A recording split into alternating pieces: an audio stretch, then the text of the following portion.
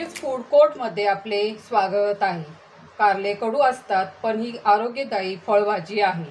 कारल्याची चव कडू असल्यामुळे अनेक जण खाण्याचे टाळतात, पण या कारल्याचे खूप फायदे आहेत।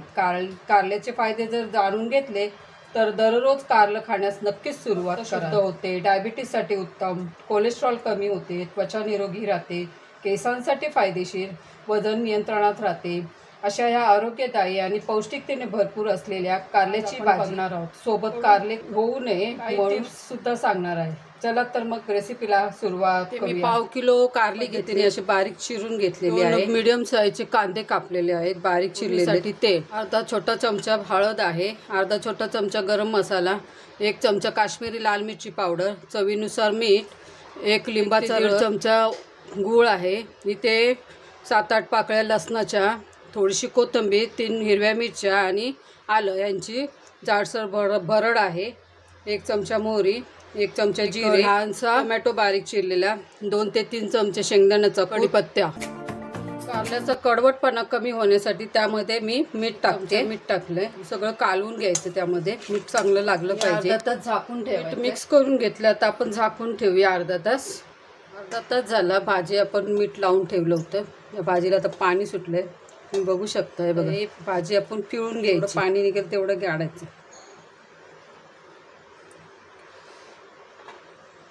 तर पाणी फेकून द्यायची भाजी आहे ना, आपण 1 ते 2 पाण्याने स्वच्छ धुवून घ्यायची, त्यामुळे भाजीचा कडवटपणा कमी होईल। आपण धुवून घेऊया।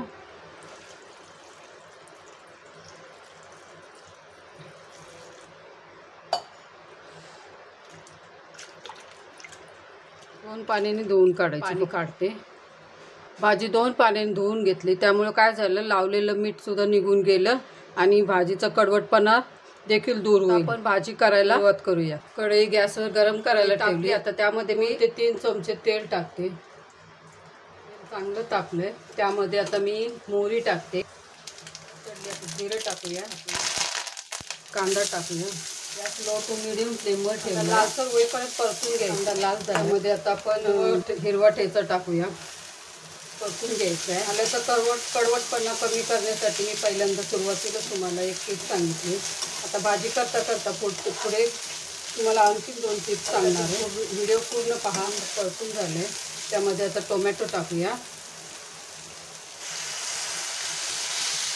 टोमॅटो मऊ होईपर्यंत शिजवून घ्यायचे। टिप सांगते, कारल्याचा कडवटपणा दूर व्हायसाठी भाजी चिरल्यानंतर त्यामधल्या बिया सर्व काढून घ्यायच्या आहे। दुसरी टिप, टोमॅटो छान मऊ झालाय, आता त्यामध्ये आपण मसाला पावडर, हळद, गरम मसाला परतून घ्यायचे। छान परतून झाले, आता त्यामध्ये आपण कारले टाकूया। कारले कडू होऊ नये म्हणून काय करायचं, चिरलेल्या कारल्यामध्ये थोडंसं मीठ, थोडंसं कणिक लावून तासभर ठेवायचं। तासभरानंतर पाण्याने स्वच्छ धुवून घ्यायचे आणि मग फोडणीमध्ये यावरती आपण झाकण ठेवूया, वाफ देऊया। 2 मिनिटं झाली, आता झाकण काढून भाजी हलवून घेऊया। यामध्ये चवीनुसार मीठ टाकूया, पुन्हा हलवून घेऊ, छान मिक्स करूया। टाकूया, छान मिक्स करून घ्यायचं आहे। लिंबाचा रस टाकूया, पुन्हा झाकण ठेवूया। 2-2 मिनिटांनी झाकण काढून भाजी हलवत राहायचं, अजिबात पाणी टाकायचं नाहीये। 2 मिनिटं झाली, आता आपण झाकण काढून भाजी हलवून घेऊया, पुन्हा झाकण ठेवूया। 10 ते 12 मिनिटांमध्ये भाजी शिजून होईल, पण झाकण काढून 2-2 मिनिटांनी भाजी सारखी हलवत राहायची, खाली लागू शकते। 10 ते 12 मिनिटं झाली, भाजी शिजली असेल, आता आपण चेक करूया। भाजी झाली, त्यानंतरच आपल्याला शेंगदाण्याचं कूट टाकायचं, चेक करूया भाजी शिजली की नाही ते। शिजली भाजी, तर त्यात शेंगदाण्याचा कूट टाकूया,